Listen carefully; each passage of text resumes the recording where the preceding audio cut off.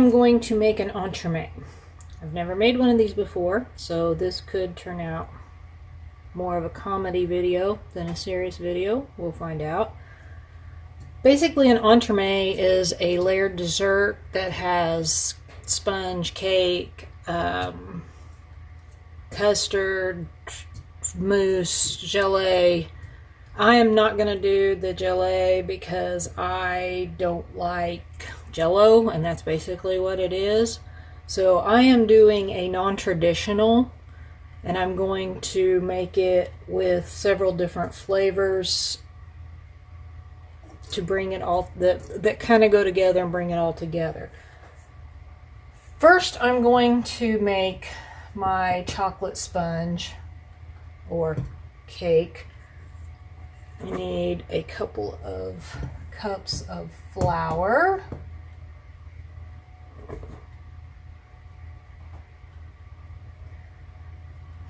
Then I need 1 cup of sugar.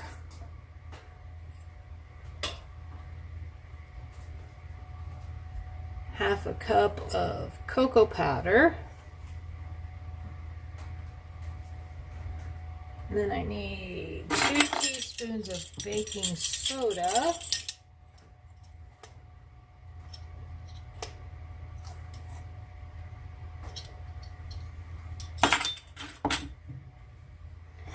I'm just going to kind of stir those dry ingredients around a little bit.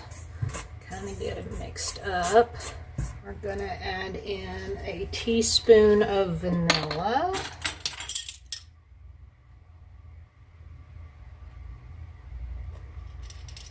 I am doing a mayonnaise cake, so I am also going to add in 1 cup of mayonnaise. I need 1 cup of water.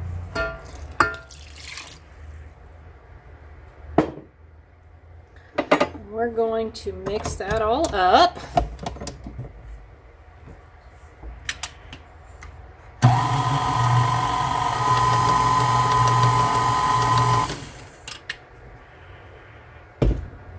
That looks pretty good. Make sure that all mixed up really well. Looks like it did. I'm going to put this in my spring pan, which I lined the bottom of with parchment paper. And what I'm hoping for is that this batch is thick enough after it bakes to actually cut it in half so that I have 2 thin-ish layers of cake to make 2 separate layers in my entremet. And we're going to put it in an oven at 350 and bake it until it's done in the middle. I'm going to make a cherry puree. We're going to throw in about 1/4 cup of water, 3 tablespoons of granulated sugar, a couple teaspoons of lemon juice. Whisk that all together.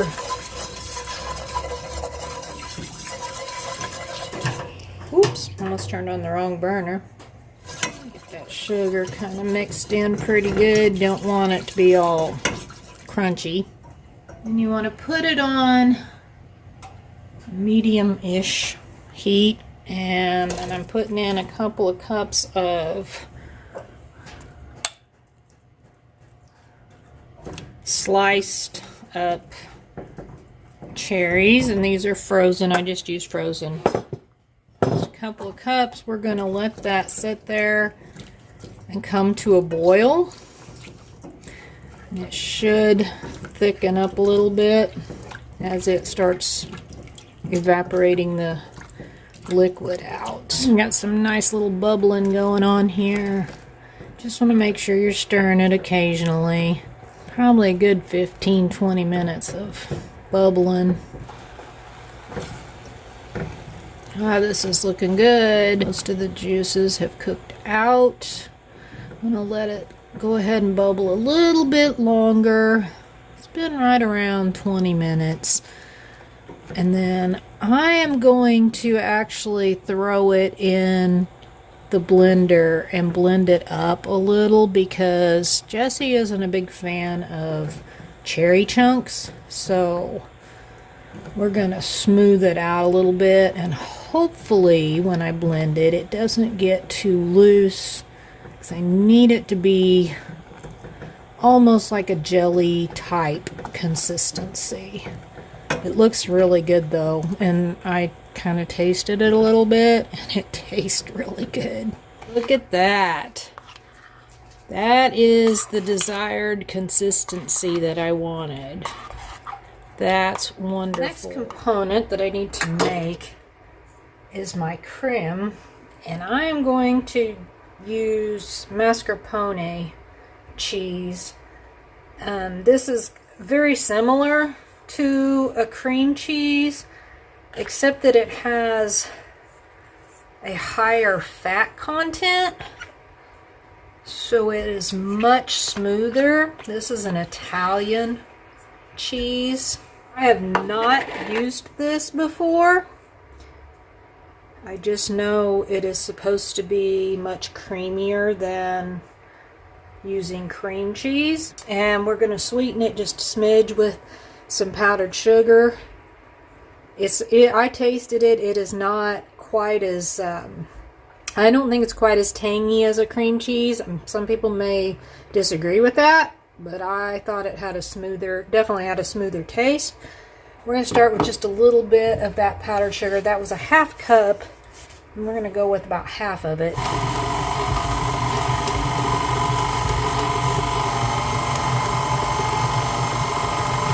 How creamy that is. So creamy. And it tastes really good, so I put just enough, just the right amount of powdered sugar in it. So we don't want to sweeten it anymore. I am going to make this a pineapple flavored. Now, as you can see, probably there's a whole lot of juice in there. We don't want all that juice in there, and we don't want to over pineapple it. So I'm thinking that's probably going to be enough.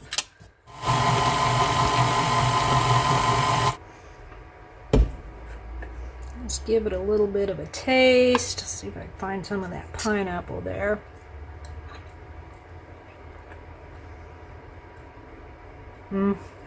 Yeah, we don't want any more pineapple, but that's really good. Okay, the cake looks like it turned out okay. We are going to unspring it.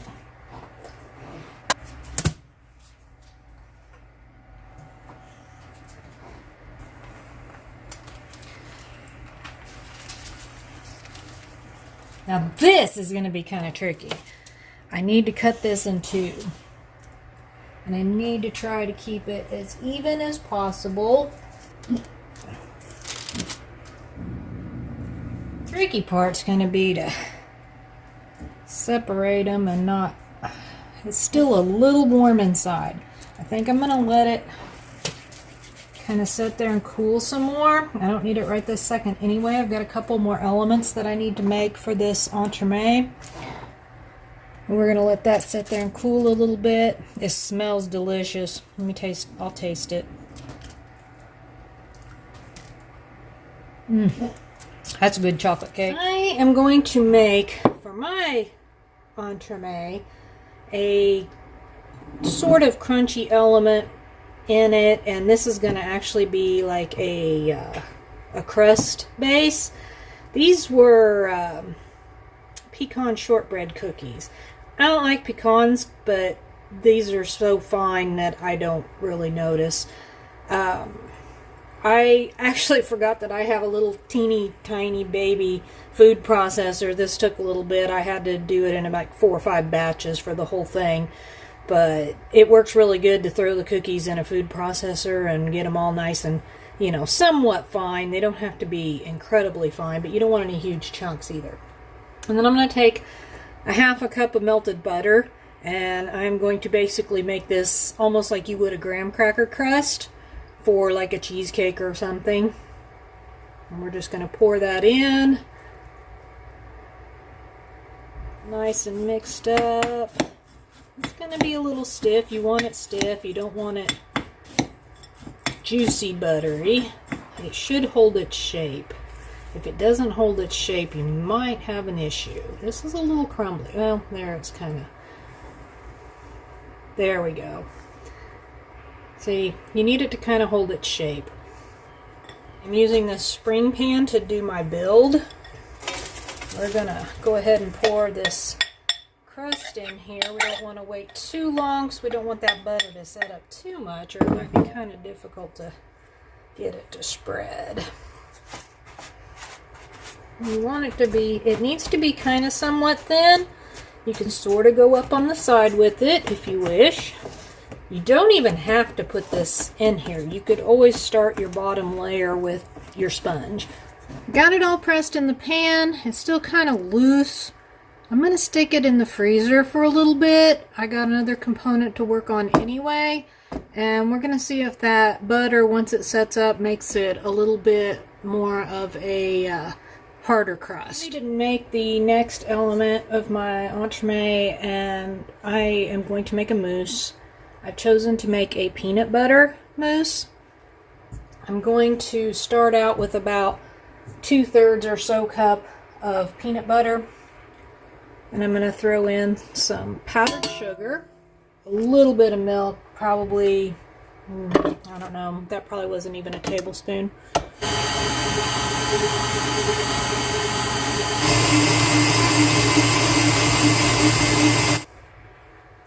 That's still pretty thick, so I'm going to add a little bit more milk to it.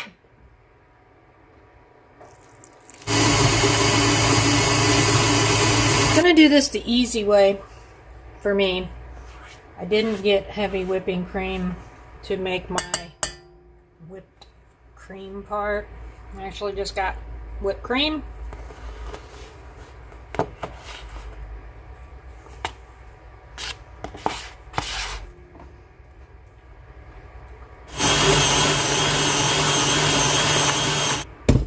That don't look bad at all.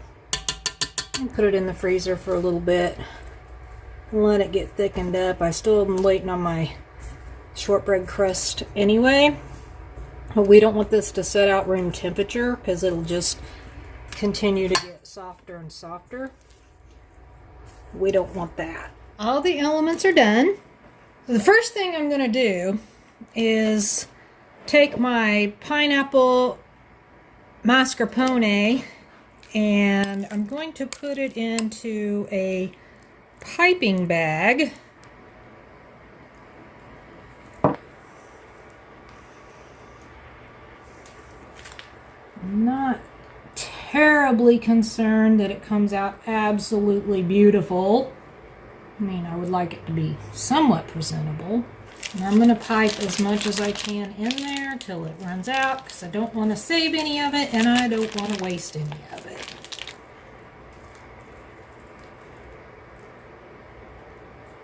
Next step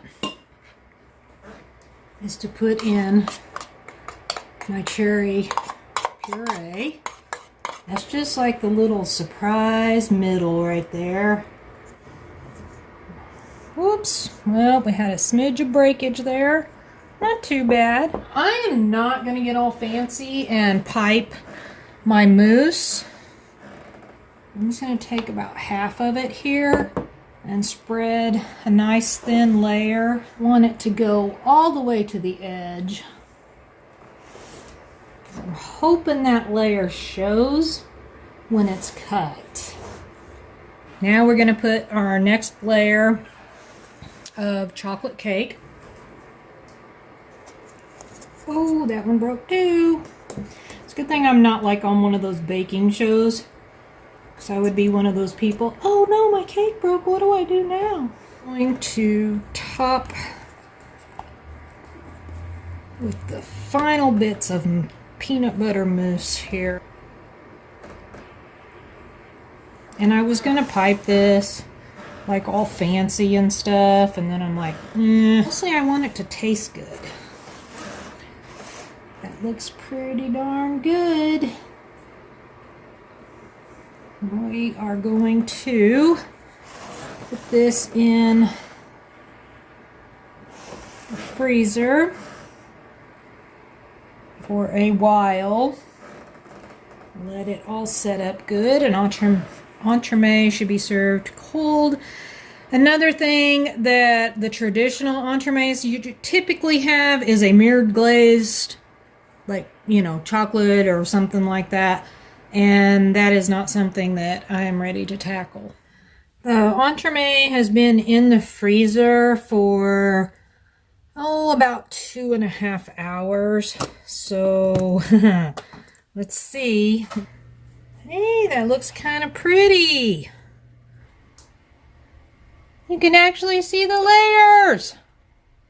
I am just going to call this a bare naked entremet, and hopefully it tastes good. It's gonna be hard to eat this all at once, this whole bite.